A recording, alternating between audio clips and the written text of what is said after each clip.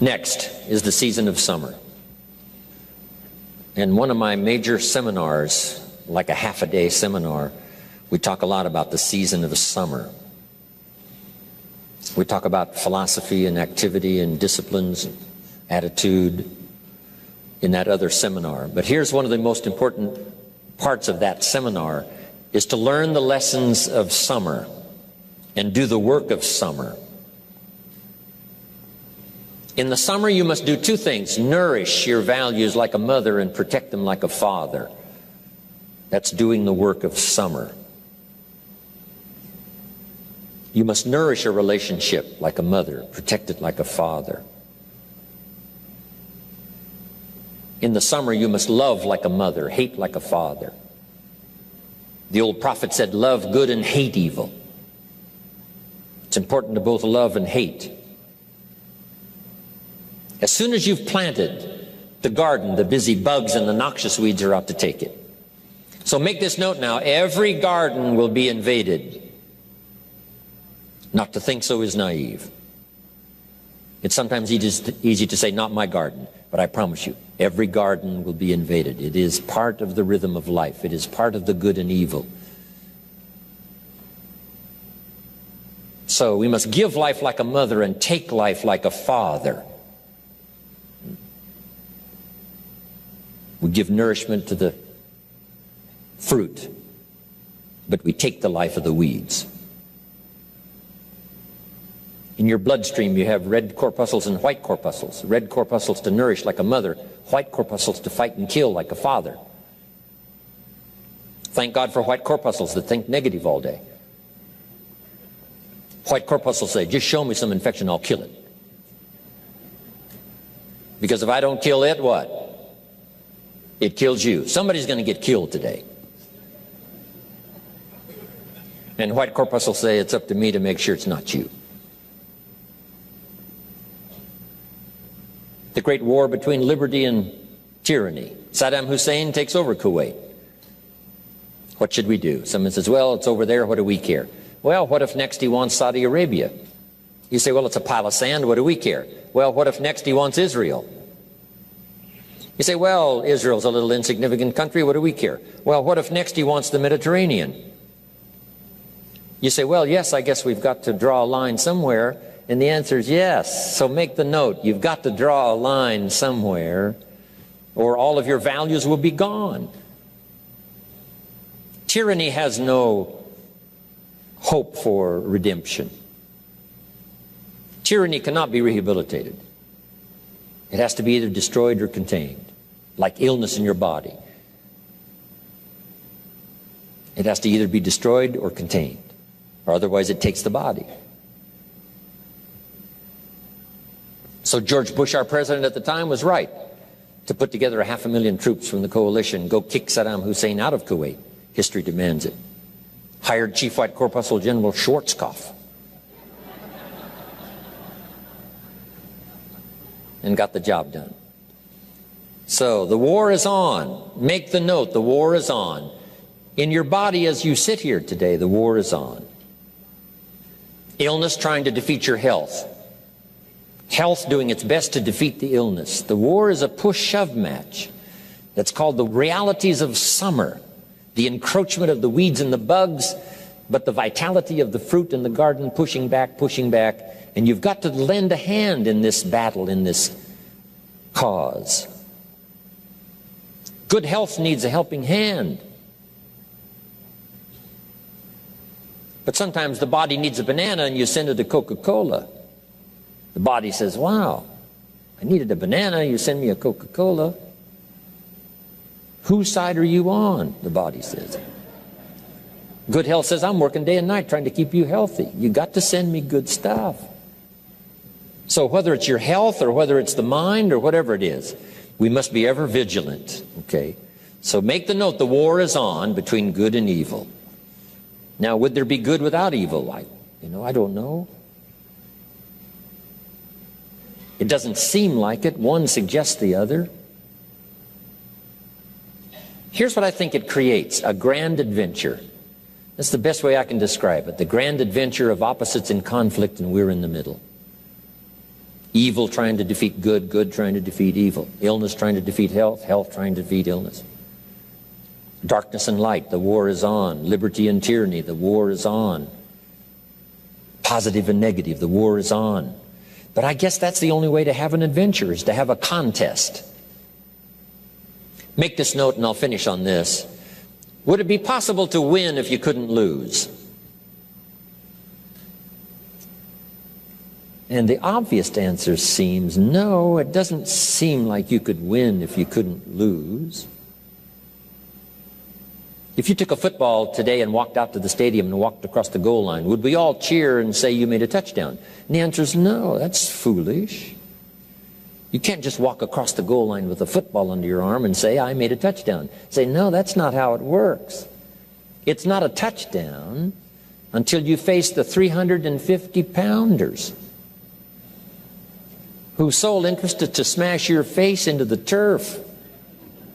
And if somehow you muscle by them and then dance by the secondary, cross the goal line, football under your arm, we say now you've made a touchdown and maybe you won the game. So jot this down. There are no wins without the contest. It's the contest that creates the adventure to win or lose.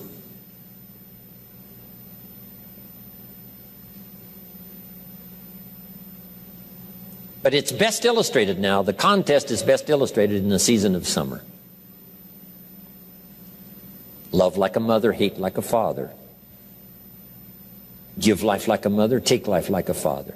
Any father would say to whatever threatens his family, take 2 more steps toward this family, you'll cease to exist. I'm father, I kill. Now, of course, it's possible to love like a father and hate like a mother, just so you get both done in the summer. Nothing more dangerous than an angry mother, especially in the animal kingdom. Mess with mama bear's cubs. If you're a threat, she will kill you. It's that female mother instinct. Kill first, talk later. So beware, mama bear.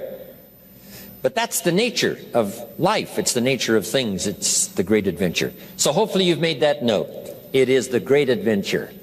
Otherwise, it doesn't seem like there would be a great adventure without opposites in conflict. A chance to win, a chance to get better, a chance to improve your health, a chance to flourish, a chance to become wealthy, powerful, sophisticated, influential. All of that is possible because we're in this contest. Amazing. Now, next is the season of harvest. Winter, spring, work of summer, season of harvest. When will my harvest come? Here's a good answer. In due season. When it's due and if you qualify. When it's due and if you've qualified. The promise of harvest is there. How much depends on how you qualify. How much depends on what you do. But just make the note, harvest always comes. The promise always is fulfilled. When the condition and the promise is both given, when the condition is met, the promise is on the way. The promise of better health, the promise of an extraordinary relationship, the promise of all things unique. Those promises will come. Sometimes they seem to be a little delayed. Sometimes there seems to be interference with the promise that surely is ours. But I promise you, in due time, for those who deserve, the promise is secure. Next, and we're going to finish this after we take a break, but jot these down. The 3 parts to personal development. First is physical.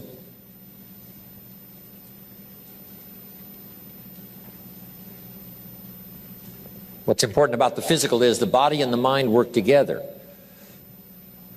Healthy body, healthy mind. Instruction in Scripture says, treat your body like a temple. That's a good connotation. Treat your body like a temple, something you would take extraordinarily good care of. Don't treat your body like a woodshed, but a temple. And the body and the mind work together. Here's a unique phrase. It says, many times the spirit is willing, but the body is weak. That would be pitiful. A strong spirit and a weak body. So we must work to change that, so we have a strong spirit and a strong body. Here's what the body is, the physical part, is the support system to carry out the wishes of the mind and the spirit. A support system to carry out the wishes. So you want this incredibly vital, viable, powerful support system to carry out the wishes of the mind and the spirit. You know, sometimes you wake up in the morning and the mind says, let's go get them, and the body says, I can't even get out of bed. And one of these days you got to say, body, that's the last time you tell me you can't get out of bed. I'll drive you to the health food store. I'll make you read every book that's ever been written on nutrition. I'll make you do push-ups until your tongue hangs out. I'll jog you around the block until you're out of breath. I'll make you eat properly if it's the last thing we do. This is the last time you tell me you can't vitally support, as a support system, all the dreams and all the ambitions and things I've got going. So sometimes you've just got to do that. Take care of the physical. Next is the spiritual. I happen to be a believer. Humans are a special creation. I believe in what Thomas Jefferson said, who wrote the Declaration of Independence. Here's what he said: we're all created equal. And the word created is unique. Some philosophies wouldn't take to that. Created equal. Then he said we're endowed by a creator. Now see, some philosophies would not buy that. Endowed by a creator. But we are believers, I believe. And we're given certain rights and gifts by a creator. Interesting language. And I won't talk any more about spirituality.